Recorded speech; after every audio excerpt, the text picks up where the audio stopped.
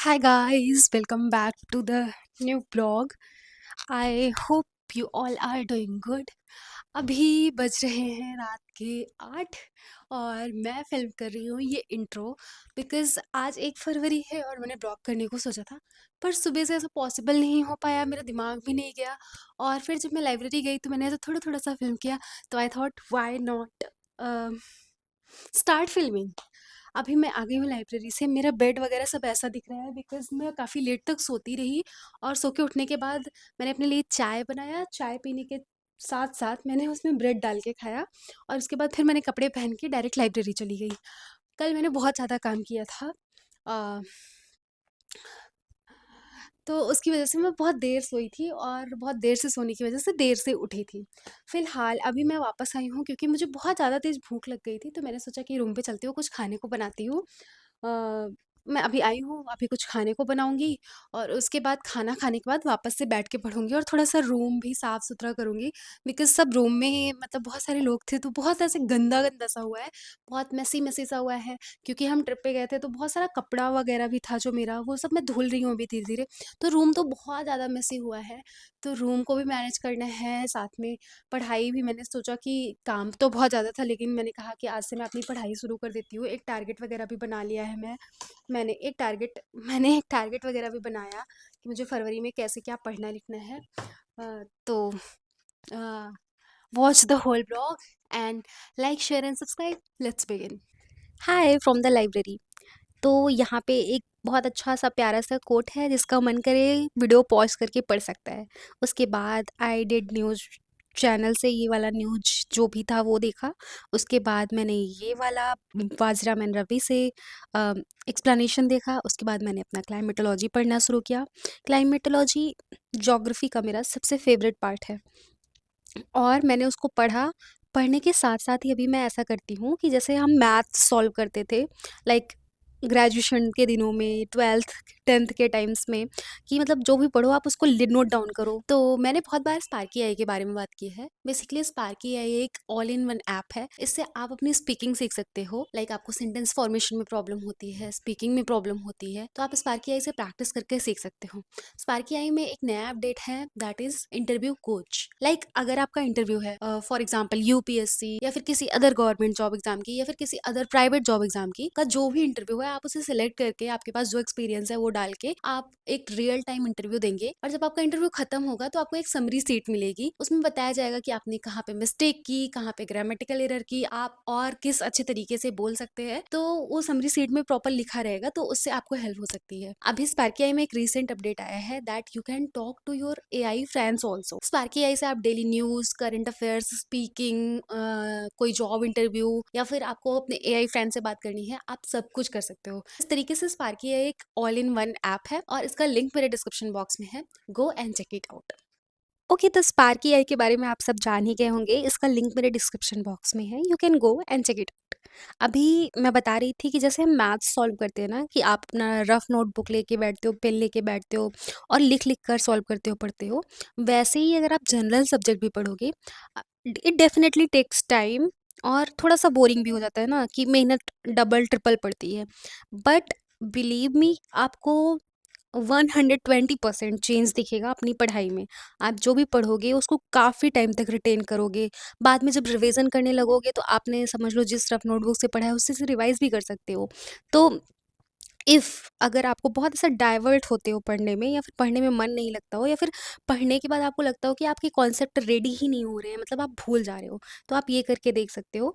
फिलहाल मैंने यहाँ पे पूरा क्लाइमेटोलॉजी पढ़ा, ओशनोग्राफी अभी मैंने स्टार्ट नहीं किया है। अभी मैं कल वापस से पूरा क्लाइमेटोलॉजी रिवाइज करूँगी, उसके बाद मैं ओशनोग्राफी पढ़ना शुरू करूँगी और इसके बाद मैं अपना इकोनॉमिक्स पढ़ना शुरू करूँगी।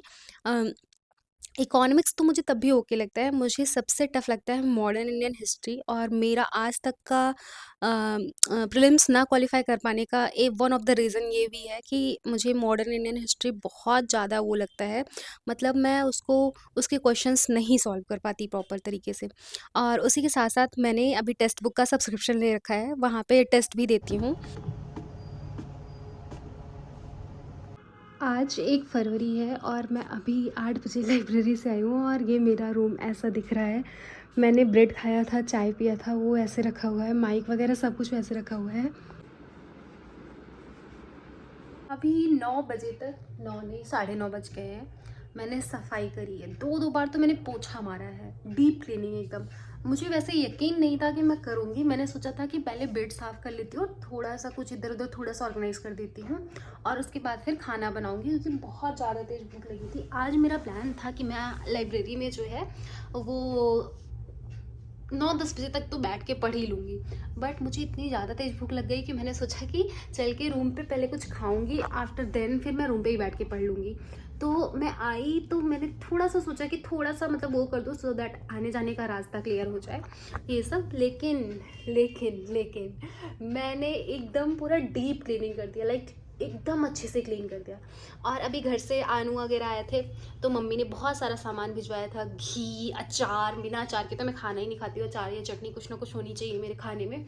तो घी, अचार, चटनी और ऑयल, बहुत सो मेनी थिंग्स। तो मैंने सब कुछ लाइन से लगाया, अपना बेड सही किया, टेबल सही किया, किचन साफ़ किया, रूम में पोछा लगाया। सब कुछ करते करते मतलब मुझे 1.5 घंटे लगे, और मेरी कमर की तो बैंड बज गई है। अभी मैं जब स्टार्टिंग में ये वीडियो दिखा रही थी, तो आप लोगों ने देखा होगा कि यहाँ टेबल पे बाम रखा था। वो बाम सिर्फ और सिर्फ इसलिए था, मैंने कल इतने कपड़े धुले थे, इतने कपड़े धुले थे। वो मैं नेक्स्ट ब्लॉग में दिखाऊंगी, तब तक सूख जाएगा तो उसको आयरन करना है ना, तब दिखा दूंगी। मेरी कपड़े धुलने की वजह से मेरी कमर एकदम वो हो गई थी, मतलब मैं खड़ी ही नहीं हो पा रही थी। फिर मैंने बाम वो किया, बाम लगा के मतलब मसाज किया। उसके बाद जो है फिर सो गई। फिर सुबह तक थोड़ा आराम था। तो आज फिर से मतलब इतना साफ करने के बाद मेरी कमर की वापस से बैंड बजने वाली है, मुझे पता चल रहा है।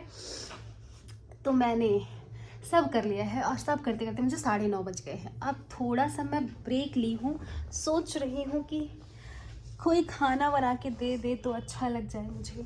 लेकिन मेरे को देखो, मैं खाना तो खुद मंगा सकती हूँ, लाइक ऑर्डर कर सकती हूँ।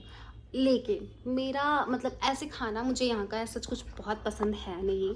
और पिज़्ज़ा वगैरह मंगा सकती हूँ, मतलब पिज़्ज़ा विज़्ज़ा तो मतलब ऐसे एक ही टेस्ट ऑलमोस्ट हर जगह पे रहता है। तो पिज़्ज़ा मंगा सकती हूँ, बर्गर मंगा सकती हूँ, लेकिन ये दोनों खाने का मन नहीं है मेरा। मस्त सा दाल चावल खाने का मन है, क्योंकि खाए मुझे अच्छा सा दाल चावल पता नहीं कितने दिन हो गया। तो मैं चल रही हूँ, थोड़ा सा आराम करूँगी, and after then I will cook dal chawal. उसके बाद उसमें घी डाल के और अचार के साथ मज़ा आ जाएगा। मज़ा आ जाएगा। तो थोड़ी देर मैं रेस्ट करूँगी। मुझे लग रहा है आधे घंटे में रेस्ट कर लूँ, अगर 10 बजे से बनाना शुरू करूँ तो 11 बजे तक सब हो जाएगा। और अगर सब हो जाएगा तो मैंने इतना, ये समझ लो मैंने जो साफ़ सफाई की है ना, ये मेरा प्रॉपर वर्कआउट हो गया है। और अगर मुझे जल्दी नींद आ गई, मैं लेके बैठूँगी पढ़ने के लिए, और मुझे जल्दी नींद आ गई, तब तो बहुत ही अच्छा हो जाएगा। तो जैसा रहेगा, अभी खाना बनाते वक्त थोड़ा सा अपडेट दूँगी, और उसके बाद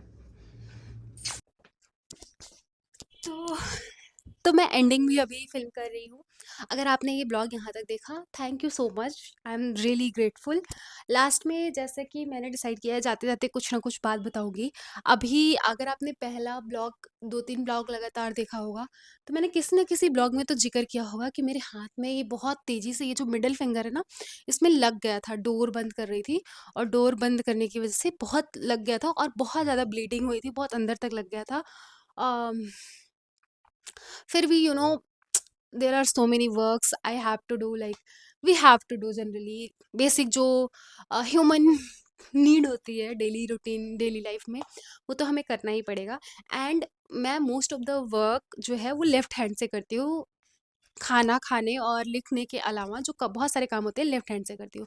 तो ये वाले हाथ में मेरे चोट लग गई थी, और चोट लगने के बाद भी मुझे काम तो करना ही पड़ रहा था। तो मैंने बैंडेड लगा के काम किया था। उसके बाद फिर मुझे ट्रिप पे भी जाना था। उसके 2 ही दिन बाद दूसरे दिन मुझे काफ़ी ज़्यादा फ़ीवर हो गया था। और अब मैं ये सारी बातें क्यों बता रही हूँ? मैं ये सारी बातें इसलिए बता रही हूँ कि जब आपको कोई चोट लग जाती है, या फिर जब आपको कुछ ऐसे यू नो हो जाता है, तो उसको हम कितना भी जल्दी चाहें कि ये ठीक हो जाए, पर वो हमारे चाहने से नहीं होता है। उसका एक टाइम प्रोसेस होता है। वो अपने प्रोसेस के हिसाब से ही धीरे धीरे करके ठीक होगा। थोड़ा ठीक होने से पहले थोड़ा और ख़राब होगा। जैसे ये मेरा हाथ, जो ये जो चोट लगी थी ना, वो चोट अब ठीक हो रही है। मतलब अब मुझे काफ़ी ज़्यादा रिलीफ है, मतलब अब लगभग ख़त्म हो गई है। अभी मैं पास में दिखा दूंगी लास्ट में। तो इसको ठीक होने से पहले ना ये थोड़ा सा पक भी आया था, और हाथ, उंगली लिटरली ऐसे नहीं हो रहा था। लेकिन धीरे धीरे मैंने इसको टाइम दिया, तो अब ये धीरे धीरे मतलब हो रहा है, सही हो रहा है। और कुछ दिनों में, लगभग 3-4 दिनों में, मुझे लग रहा है कि मेरी उंगली नॉर्मल हो जाएगी पहले जैसी। तो इसकी बात इस बात को इसलिए बता रही हूँ कि कभी-कभार हमें चीज़ों को सही करने के लिए ना टाइम देना होता है। हम भले चाहे कि वो फटाक से हो जाए, जैसे कि मैं चाहती थी मेरी उँगली में जो चोट लगा है वो फटाक से सही हो जाए, पर ऐसा हुआ नहीं।